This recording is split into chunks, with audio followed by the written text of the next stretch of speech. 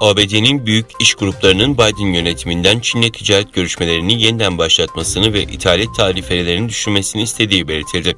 The Wall Street Journal gazetesinin haberine göre aralarında ABD Ticaret Odası, Ulusal Perakendeciler Birliği ve Yarı İletken Endüstri Birliği'nin de bulunduğu bazı büyük iş grupları, Hazine Bakanı ile ticaret temsilcisine konuya ilişkin mektup gönderdi. ABD'de yayın yapan haber kanalı CNN, Covid-19 aşılarını yaptırmadan kurum binasına gelen 3 çalışanını işten çıkardı. CNN ayrıca çalışanlarına 7 Eylül için belirlenen ofise dönüş tarihinin en azından Ekim ortasına kadar erteleneceğini duyurdu. Yusuf Yüzüner Derneği ve Anda Kardeş Vefa Derneği'nin açtığı Ailemiz Nerede fotoğraf sergisi, Doğu Türkistanlı ailelerin çektiği çilenin tercümanı oldu.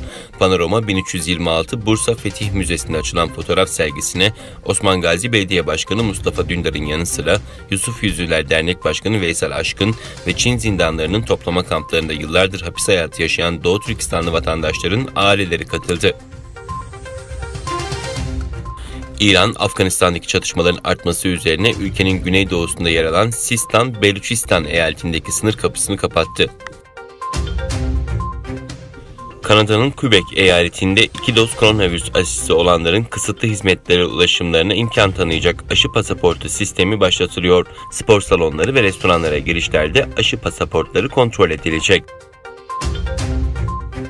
Biden yönetimi Pekin'in tutumunu öne sürerek ABD'deki Hong Kong vatandaşlarının ülkede kalış sürelerini 18 ay uzatmaya karar verdi.